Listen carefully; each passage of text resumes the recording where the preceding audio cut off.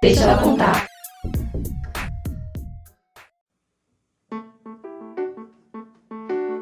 Olá, seja bem-vindo a mais um episódio do Deixa ela contar. Somos um grupo de amigas e engenheiras que se uniu para dar voz a histórias de profissionais incríveis e inspirar mais mulheres por aí. Então pegue seu café, sinta-se à vontade e vem com a gente no Deixa ela contar. No episódio de hoje, teremos a presença ilustre de uma convidada e amiga incrível, a Sabrina. Sabrina Tavares é uma das engenheiras que faz parte do projeto Deixa ela contar. Formada em Engenharia Civil pela UFRJ e com MBA em Economia e Gestão Empresarial na FGV, há 2 anos e meio, Sabrina entrou para o mundo das startups e atualmente ocupa o cargo de CEO na Rio Analytics. Com a chegada da pandemia do Covid-19 no Brasil, a maioria das empresas precisou adotar o home office como prática de trabalho, e isso foi de um dia para o outro. Isso gerou uma série de desafios, principalmente para manter a comunicação eficiente e alinhada dentro de uma equipe. Cenários como este também trazem muito aprendizado, ao gerar a necessidade de se reinventar e reinventar a forma de trabalhar. Nosso tema de hoje será Desafios e Aprendizados do Home Office, e nossa convidada irá nos contar um pouquinho da sua experiência sobre trabalhar à distância e seus segredos para manter a produtividade sempre em alta. Olá a todos e a todas que estão nos ouvindo. Eu sou Carol, formada em Engenharia da Computação, moro e trabalho em Recife. Olá, pessoal. Eu sou a Mayara, sou formada em Engenharia Civil, moro e trabalho aqui no Rio de Janeiro. Oi, Sabrina, tudo bom? Oi, gente, tudo bem? Obrigada, gente, por ter me chamado para ser a primeira entrevistada do nosso grupo de amigas. Eu estou me sentindo muito honrada, um pouco também surpresa de ter sido a primeira e muito honrada, gente. Obrigada por ter me chamado. Ai, que bom, super merecido. Então vamos começar deixando ela contar, né? Então, Sabrina, conta pra gente quem é você, o que é que você acredita, quais são suas visões no mundo. Então, eu me chamo Sabrina Tavares. Hoje eu estou no cargo de CEO da startup Rio Analytics, que é uma startup que aplica inteligência artificial para a predição de falha de ativos industriais, que é basicamente a gente busca prever quando o equipamento vai falhar através da observação do comportamento quando foge do normal, né? A gente mapeia o normal e quando ele foge desse padrão comum, a gente alerta para a equipe de manutenção, mostrando que ele vai falhar. Então, esse é um overview do onde eu estou agora. No mundo profissional, o que eu acredito hoje, no que eu acredito que eu possa mudar, o ambiente de trabalho, hoje a gente pode torná-lo o mais agregatório possível. Eu acho que não tem mais essa diferença do pessoal profissional. Eu acho que a gente passa muito tempo trabalhando para a gente ser infeliz onde a gente trabalha. Eu hoje, com o papel que eu tento fazer com que o ambiente de trabalho seja o mais feliz possível e que as pessoas saiam com a melhor experiência que puder, ou na Rio ou em qualquer lugar que eu possa trabalhar. E uma coisa que me veio com essa pergunta é que eu estou com uma meta agora de tornar a Rio ou qualquer empresa que eu trabalhe daqui para frente mais inclusiva possível. Então, agora eu estou buscando ações para tornar o ambiente de trabalho mais diversificado possível. Ai, maravilhosa. E Sabrina, conta aí pra gente um pouquinho desse teu caminho profissional, porque você, na verdade, fez engenharia civil, né? E agora entrou para esse mundo de inteligência artificial e startup. Como é que foi esse caminho? Eu gostaria de falar que foi super planejado isso, mas não foi. Eu sou formada, né, em engenharia civil na UFRJ. Tive bons momentos na engenharia civil. Tive a oportunidade de trabalhar em construção civil na parte residencial e também na parte de orçamento de obra. E eu não esperava que eu fosse parar no mundo de startup e de inteligência artificial. Hoje eu estou há 2 anos e meio. E durante esses 2 anos e meio eu percorri a parte de gerenciamento. Até hoje eu estou nessa parte desse projeto. O perfil de startup é muito agregatório, né? É muito difícil você geralmente estar em uma função só. Hoje eu participo, organizo os processos seletivos. Eu faço uma interface também financeira da parte operacional com um terceirizado que trabalha com a parte financeira também. É isso. Então, Sabrina, você acha que o curso de engenharia civil, ele, de alguma forma, ele ainda está presente na sua vida profissional hoje? Como você acha que esse curso está relacionado com a sua rotina de trabalho hoje? Então, eu acho que a engenharia é no modo de pensar. Hoje, quando eu organizo a parte financeira, eu faço um remanejamento de horas dentro do projeto, por mais que o projeto seja de um tema que não é da engenharia civil, o esqueleto é parecido. Assim, então essa base eu tenho, mas há sempre uma necessidade muito forte de estudar que não são orgânicos, assim, você não pega fácil se você vem da civil. Se eu tivesse vindo talvez da computação, de um outro ambiente que tenha mais interface com programação, talvez tivesse sido mais fácil. A mentalidade, o mindset ajuda, mas tem que ter um estudo por fora, tem que buscar. Concordo, Sabrina. Como você sabe, eu também fiz engenharia civil, na mesma faculdade que você. Há um tempo atrás, a engenharia civil passou por um momento muito complicado, né? Muito difícil, e eu tenho vários colegas, você também deve ter, que mudaram de profissão, né? E eu acho que muita gente realmente se reinventou, levou o que dava da engenharia civil, mas foi para aprender outras coisas também, novas coisas. E é super importante também a gente sair da nossa caixinha, né? Às vezes. A nossa geração viveu esse movimento comum, cada crise. Então, a gente teve, na dor e no amor, aprender a se reformular. Então, a nossa geração que pegou uma crise, a gente está sabendo bem. E falando em se adaptar, né? Vamos para esse nosso novo cenário atual, que não deixou muitas escolhas para várias empresas por aí, né? Tendo que se adaptar realmente a esse trabalho remoto e para dar continuidade realmente aos seus negócios. E aí, Sá, só para entender um pouquinho do que é que o home office está atrelado ao seu trabalho hoje nas startups, a gente quer saber se esse é um modelo realmente bastante difundido entre as startups, ou se realmente vocês tiveram também que se adaptar durante esse cenário atual. Então, eu não tenho um número certo de quantas startups já estavam trabalhando em home office. Eu estaria chutando. Mas uma das características da startup é ser adaptável. Quando a gente fala de tecnologia, quando a gente pensa em home office, a gente tem que ter um aparato tecnológico para trabalhar em casa. Principalmente quando você está, como a galera técnica, programando em casa. Então, você tem que ter um bom computador, uma boa conexão de internet, de uma maneira que a gente teve sorte, porque ninguém estava esperando essa pandemia. A gente já tinha uma base de notebooks para a maioria poder levar para casa. Os computadores que são mais avançados, que eram torres, a gente liberou, então o pessoal levou. Quem tinha a internet com uma conexão mais lenta, a gente propôs fazer o upgrade para melhorar, para ter essa estrutura. Então, assim, a nossa adaptação foi rápida.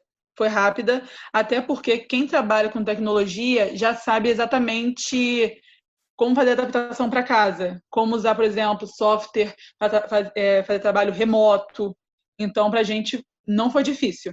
Essa situação de ter que se adaptar do nada e das coisas mudarem sempre e de pivotar já está no sangue da startup, então não foi tão difícil. É muito bacana essas iniciativas que a sua startup tomou, assim, medidas simples, né, que qualquer empresa de qualquer porte poderia tomar. Eu mesma trabalho com computador com a torre, né? Eu não tenho notebook porque eu utilizo alguns programas que são mais pesados. No começo do home office, eles me proporcionaram um notebook e eu entrava remotamente no computador e não deu certo. O meu trabalho simplesmente não rendia. A gente tentou, enfim, internet, conexão, outras coisas, não solucionou e eu tive que ir lá buscar o computador. Hoje eu tenho todo o computador, tudo aqui na minha casa. Nem tudo são flores, né? Já aconteceu isso com a gente também, porque o computador tem que estar rodando na sede e, por exemplo, se tiver uma baixa de energia, desliga tudo. Se cair internet, também tem problema. Então, claro que já aconteceu do nosso data science ter que sair de casa para reiniciar um computador. Isso já aconteceu. São os pesares de uma estrutura que não é um sistema enorme, a gente não tem uma infra de TI, como uma startup. Hoje nós somos 13 pessoas, então é um grupo menor, mas isso acontece. Assim, a gente falou aqui a parte fácil, né? Mas óbvio que pode ter alguns problemas. Então, Sabrina, e deixando um pouco dessa questão mais técnica, o que mudou na sua rotina com a chegada do home office?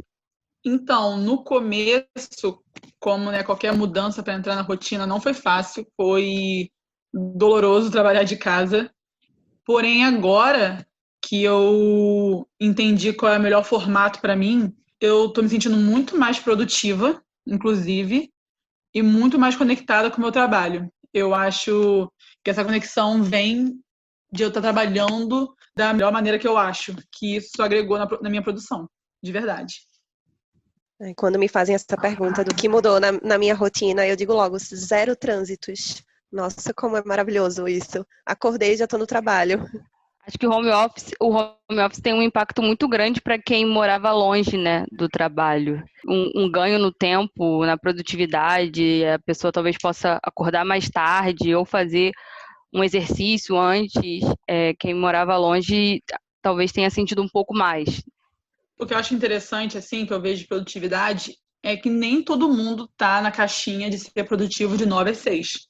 A gente já observava isso. A gente tem funcionários, que é até uma piada nossa, assim, que a gente fala, que ele gostava de trabalhar no cowork domingo à noite. E os seguranças ficavam com medo de ser um assaltante, porque ele chegava 8 da noite na hora do Fantástico para trabalhar. E ele é um dos caras que mais entrega. Mas por quê? O entendimento dele é que ele preferia trabalhar no domingo e ir para a praia quarta-feira, e assim ele produz. As pessoas estão sendo mais livres para se organizar da melhor maneira que elas entendem. E isso é muito vantajoso para quem consegue, né? Por exemplo, fazendo um paralelo com a engenharia civil, a civil tem um horário muito cruel sem trabalhar no horário do sol. A obra começa às 7 da manhã. A obra termina às 5 da tarde porque o sol acaba. Claro que tem obra de 2 turnos, mas são obras excepcionais. Geralmente é de 7 às 5. Sorte, a gente não precisa disso. Então, a gente pode se adaptar e escolher o melhor horário para a gente. Então, acho que esse é o benefício do home office. Mais algumas coisas, né? Trabalhar com uma roupa confortável, coisas que você faz devido à sociedade. Você não está de salto, você está com uma roupa confortável, você pode malhar no meio do dia. Tem muitos benefícios. O home office trouxe flexibilidade, então, né? Nem todo ser humano é igual. Então, como você Exato. falou, tem pessoas que têm uma produtividade maior em certos horários e o home office permitiu isso, né? A questão disso tudo é que, por mais que todo mundo possa trabalhar no seu horário ótimo, né, vamos dizer assim, e maximizar a sua produção, tem que ter um eixo comum entre a equipe. Então, por isso que a comunicação tem que estar mais clara durante o home office. Porque em algum momento vai ter uma reunião, um call, os prazos têm que estar alinhados. Então, assim, por mais que um trabalhe de madrugada, outro de dia, outro de noite, vai ter um momento em comum de todo mundo. Que é isso que é desafiador. A comunicação tem que estar super clara para os prazos, né? E, ao mesmo tempo, é uma geração da confiança, né?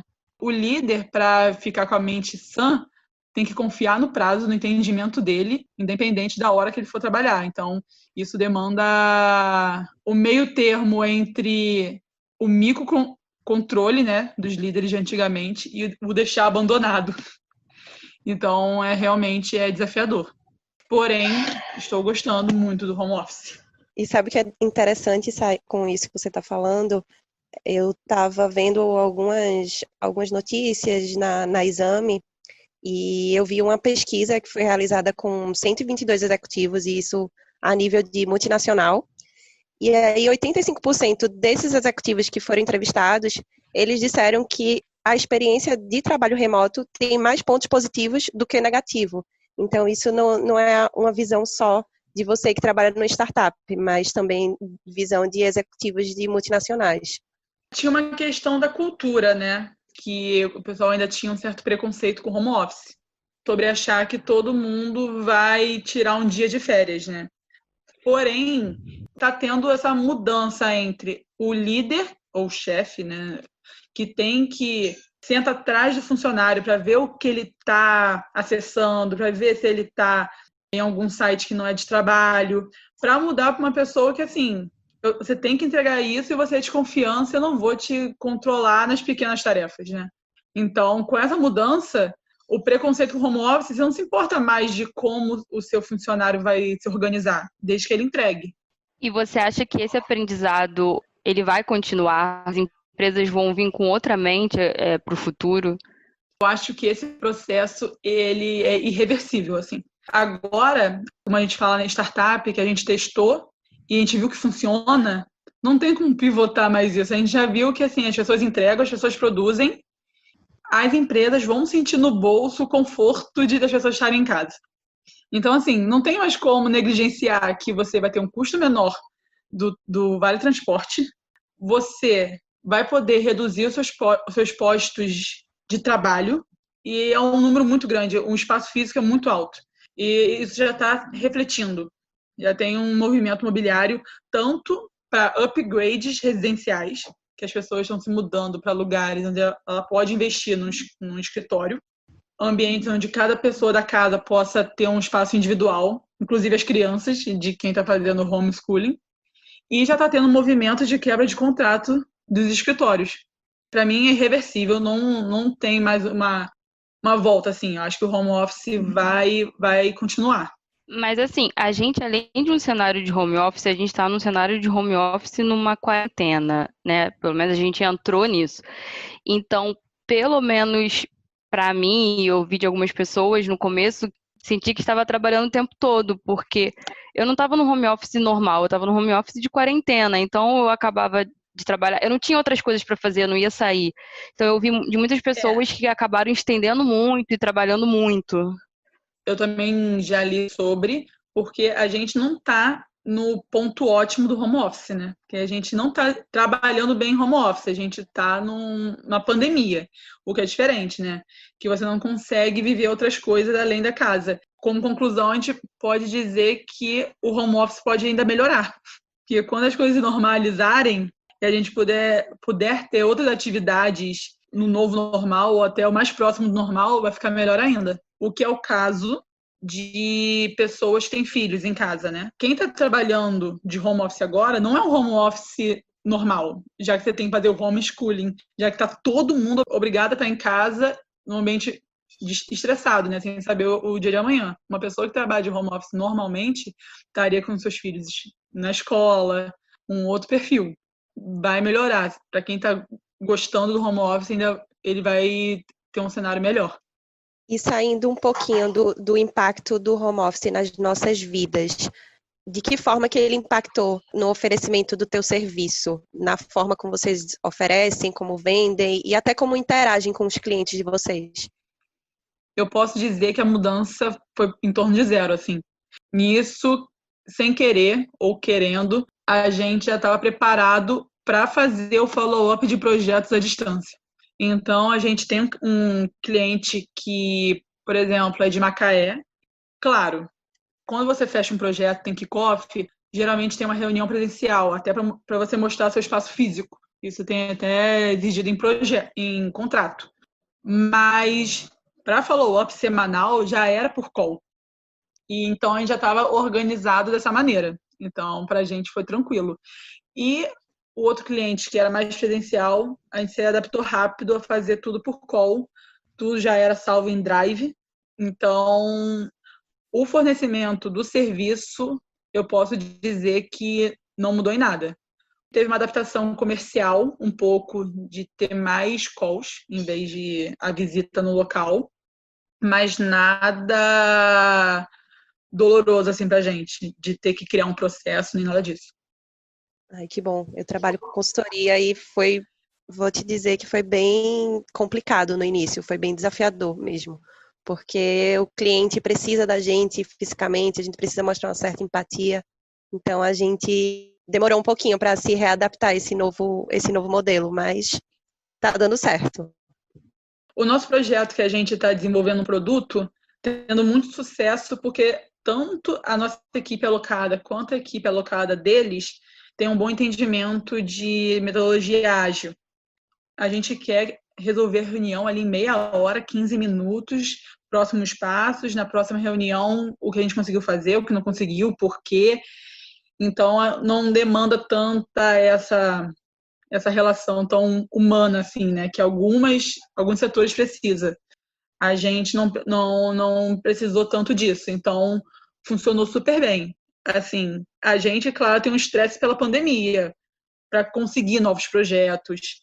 Isso tudo é desafiador, né? Que as pessoas estão retraídas, assim, nesse primeiro semestre.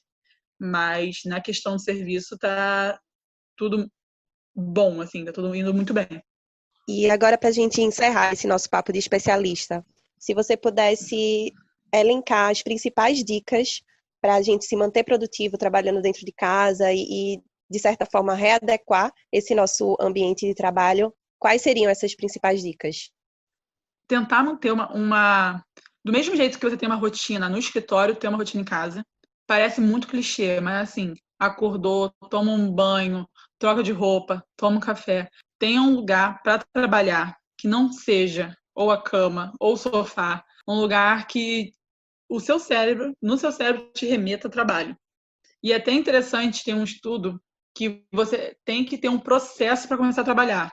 Então, assim, seu café, seu banho, sua dança, sua academia é importante, porque é como se fosse o processo de chegar no trabalho do trânsito. Seu cérebro está acostumado a você fazer esse translado. Então, pequenas rotinas, parar para tomar café, parar para almoçar é importante. Mesa de trabalho organizada. E eu que moro com mais pessoas, tem um momento que você tem que se impor, tipo, gente, eu estou trabalhando, e tem um momento que tem que saber que você que mudou para home office, que a sua casa continua. Então, tem 2 momentos. Quando tem reuniões muito importantes, você avisa para as pessoas da sua casa que você está em reunião, que você não vai parar e as pessoas vão entender.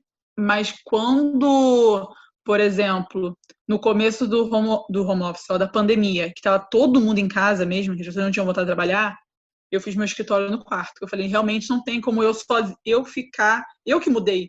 E eu pedi para todo mundo mudar na minha função. Tem que ter esse meio termo. Então, eu diria, manter a mesma rotina, manter um espaço seu de trabalho, acho que é isso. Agora, Sabrina, falando um pouco de mulher no comando, sobre sua carreira, você ocupa um cargo super importante na sua empresa, né? Quais foram os seus aprendizados sentando nessa cadeira de peso? A possibilidade de trabalhar num cargo que você tem informações de todos os setores da empresa e o entendimento da saúde dela traz muita responsabilidade e preocupação com todo mundo que você está gerenciando ali. Eu não gerencio diretamente, mas eu me torno responsável por todo mundo que está na empresa. Todo final de mês tem uma preocupação de como vamos fechar a folha, de como vamos fechar os fornecedores.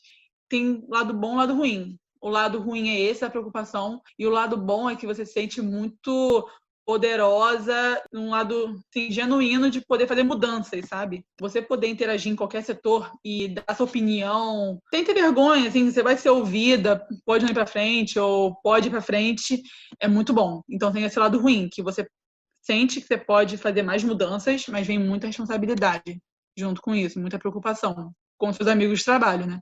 É muito bacana isso, Sabrina. E ao longo da tua carreira, tu acredita que tu tenhas passado por algum desafio por ser mulher e dentro de um cargo de destaque? Eu tive desafios como mulher na engenharia, mas que nesse cargo de COO eu não enfrentei coisas por ser mulher. Na engenharia, ainda mais na engenharia civil, eu sentia muitas vezes desconfortável por ser mulher num ambiente de obra. Já sofri assédio por um chefe no meu ambiente de trabalho. Isso anteriormente. Agora, no meu cargo atual, eu não sinto, eu tenho sorte de trabalhar com pessoas que, assim, nem me colocam para baixo, nem para cima por ser mulher. Muito equivalente. Hoje em dia, o pessoal que é C-Level, né, da Rio, somos 4, e eu tenho a mesma abertura e voz para falar abertamente sobre os 4 setores os 4 pilares que a gente resolve. Então, eu tenho abertura para falar sobre o que eu quiser. Eu não sinto diferença por ser mulher, mas eu já vivi. O mundo da engenharia e principalmente da engenharia civil acaba sendo um pouco mais cruel mesmo, né? Eu já vivi no passado também em outras empresas alguns problemas e acho que muita gente também já viveu. Então, Sabrina, quais conselhos você daria para mulheres engenheiras que querem entrar nesse mundo das startups?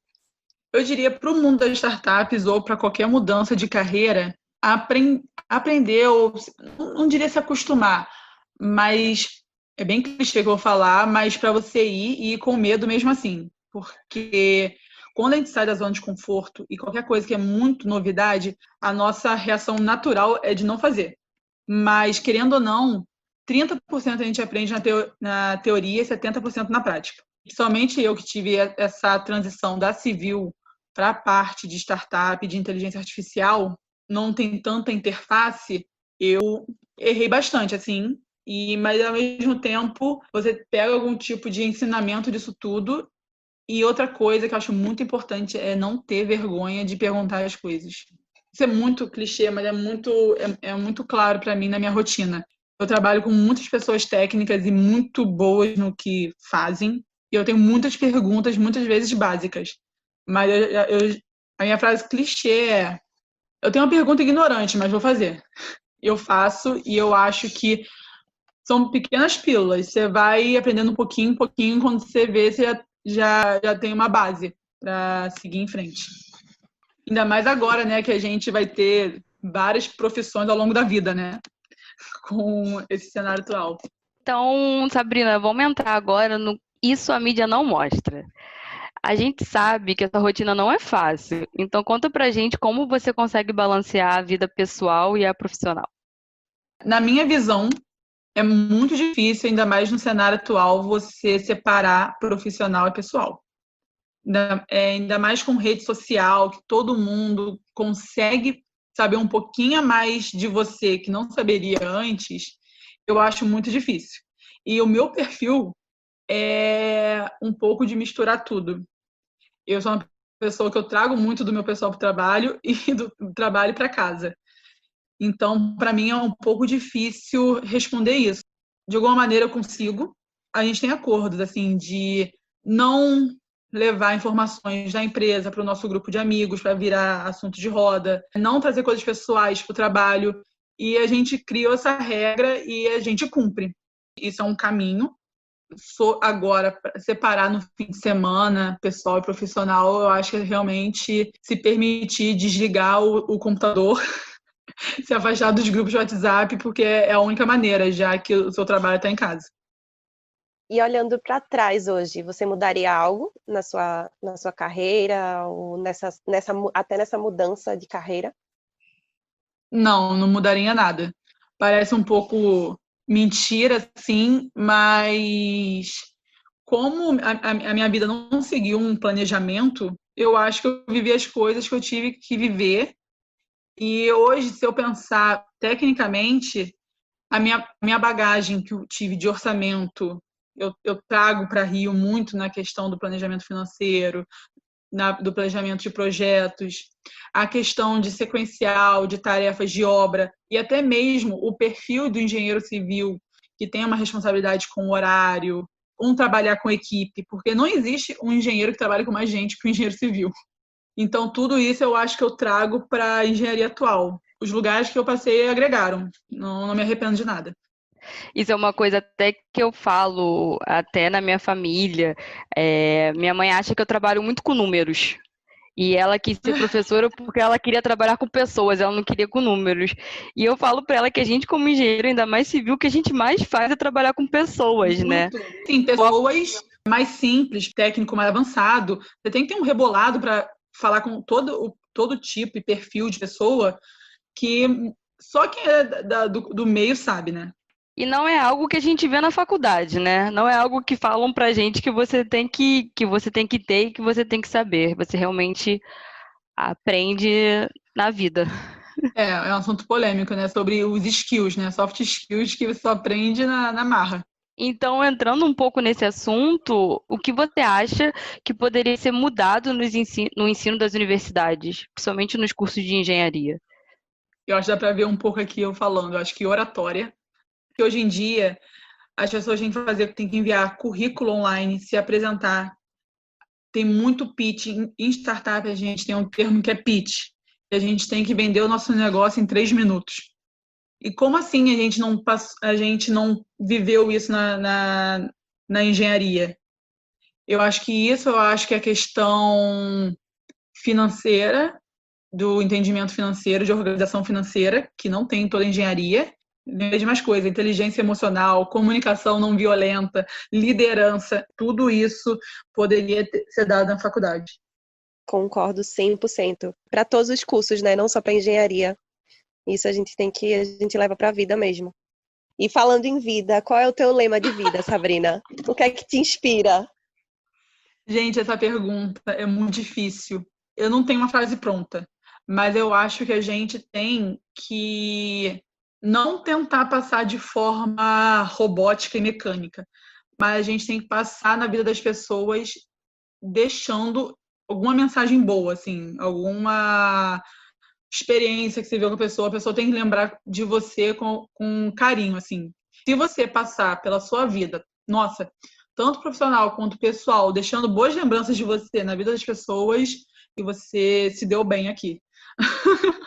Você faz isso bem, pelo menos pra gente você deixa uma imagem muito boa. Obrigada, amigas. Verdade, Mai. Verdade. Desafio aqui. Ai, que pena, nosso papo chegou ao fim. Tava tão bom a nossa conversa. Muito obrigada, Sabrininha, por esse papo maravilhoso. Nada, gente. Obrigada pela confiança aqui, de me fazer testar toda a minha oratória e minha organização de pensamentos para dar essa entrevista. Obrigada, Sabrina, por compartilhar das suas experiências e aprendizados com a gente. A gente está super feliz e ansiosa para as próximas conversas e convidadas maravilhosas que ainda vão passar por aqui. E até a próxima! Gostou da conversa? Compartilha nosso podcast e faz esse conteúdo chegar em quem precisa ouvir. Ele está disponível nas plataformas de streaming e no nosso site oficial deixelacontar.com. Além disso, acompanhe a gente lá na nossa página do Instagram, @deixelacontar, onde você poderá ficar ainda mais por dentro das nossas novidades e atualidades. Muito obrigada, até o próximo episódio e deixa ela contar!